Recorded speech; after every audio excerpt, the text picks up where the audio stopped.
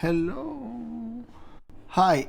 I wanted so bad to buy this plugin, and I know it's not a full version. The simplicity is practically what makes it so fantastic and so useful, especially for us producers who need to get results quickly, but really a certain level of manipulation.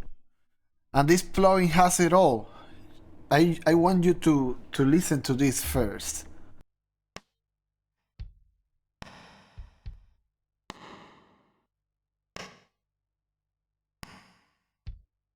Four modes in the default setting, and you can hear how distinctive they are from each other.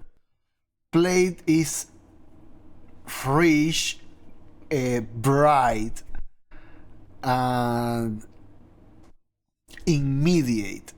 You see how as soon as the ring hits, it becomes full of reverb all over the place, and it's mean.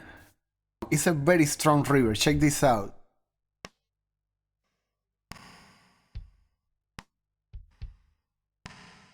And how do you notice that? You notice that when you compare it to Hall, which is an algorithm created to reproduce the sound of a big, spacious, natural hall. I imagine something like a theater or something really big. Check this out. So when you compare play to Hall, you can hear how the sound goes and comes back, which compared to plate is makes it more refined and more spacious, more since plate is mean, Hall is more delicate. And let's hear it one more time.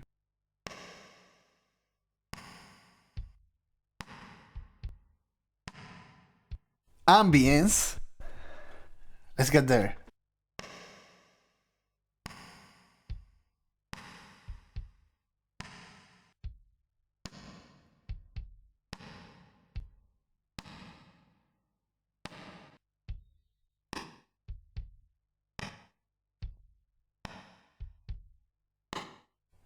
Very different from the other two, and very strong as well, but it's only strong in first reflections. It's not a very tiny space, it's actually a very dry space where you can only hear just the first bounces of your sound, and like a recording studio. This is the sound of, I don't know, a very well treated condition, and it's useful for, oh, I'll get there.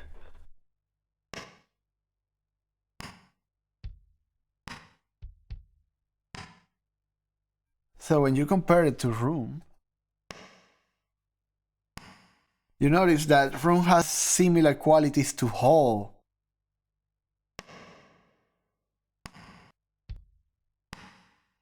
In that it has return, it has a space, it has this sense of first reflections and late reflections combined in a very sweet way, which is one of the things you cannot change in this plugin. But Room has this natural sound similar to Hall, it's just smaller. Ambience is very unnatural. However, it represents very naturally what happens when you take out the late reflections of a room. And then when you compare it to Room,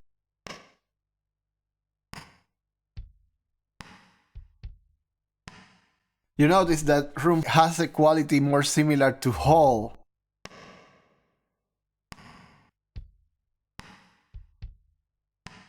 In that it bounces, it has late reflections combined with first reflections.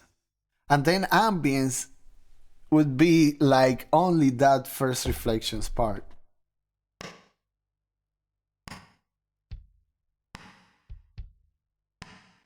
So now, what would you use this for most for? I will start saying play, mean. It fills everything with right away. It helps when blended with the original instrument, it helps creating space that only reinforce that energy. And then how you get a more delicate sound.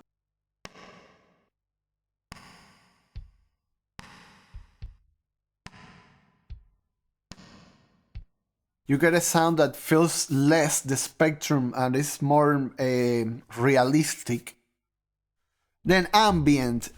This is a tool, and it's a great tool. I use Eventide SP 2016 for this too, because it's a way to reinforce a signal, but as opposed to the space play creates, ambience will reinforce it in a way that you don't realize actually what's happening. It just makes it more real. You realize of this when you use the wet dry knob.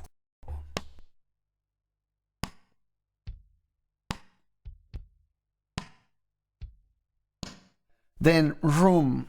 Room is the sound of oh, what I said that room is the sound of a smaller room than hall, but it has similar qualities.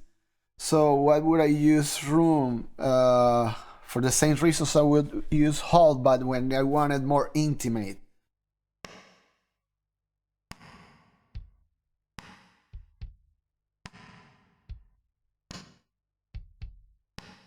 So let's go to what? This part?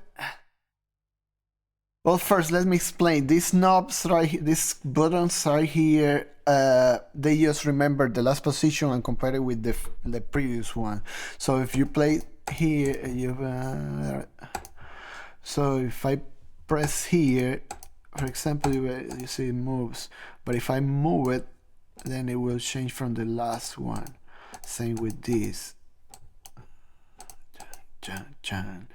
But then if I change it again, it will forget this one and remember only this one. Or the other way around. If I move it here, then it would change here and never come back. See?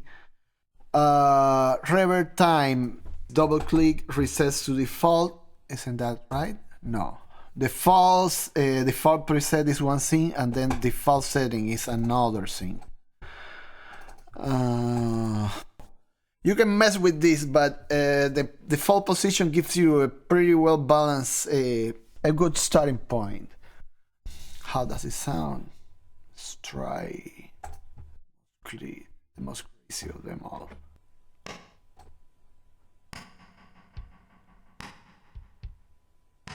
Oh, there we have delay.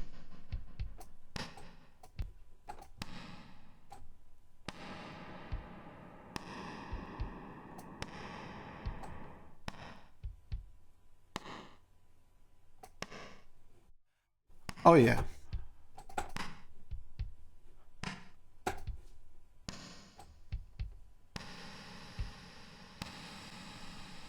Classic. You know that this with pre-delay,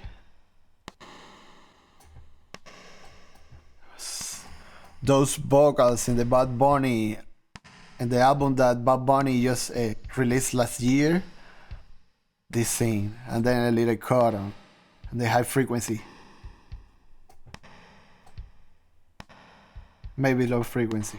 But then I wanted to explain something else. Check this out. Low frequency, this is you know, the filters we are used to, and this is most we need most of the time. And really, what else you need? You need something else inside an EQ, and go for it. Okay.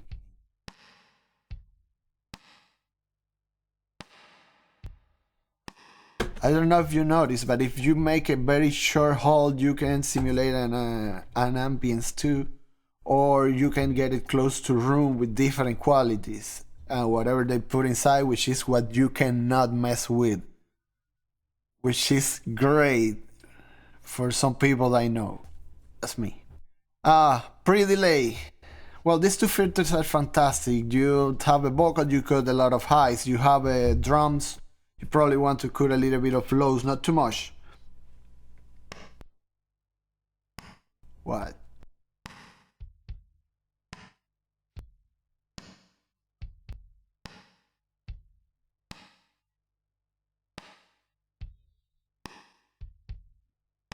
The low frequency, the low cut, or whatever it is, the low frequency slide cleans the sound and makes it very understandable. If you cut too much of this, then you lose the body that the reverb adds, and that algorithm sounds so good.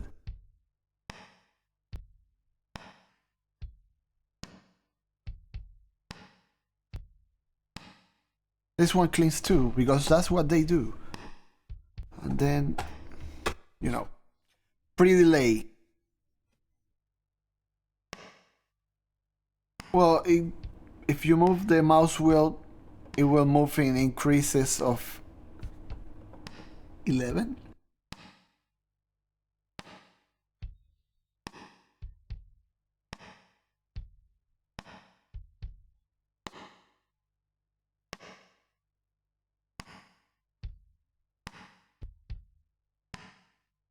Always treat pre-delay very slowly. I believe those increases of 11 are perfect because pre-delay, just a tiny bit of delay can make your reverb sound a lot different, especially when you're using short algorithms like ambience, which is something that I sometimes use on vocals to make them sound more natural in the mix. Just a tiny bit, but a tiny bit like one. I don't know if you can press. Oh yeah, control. Oh man. So I think this is a very long video. Bye guys.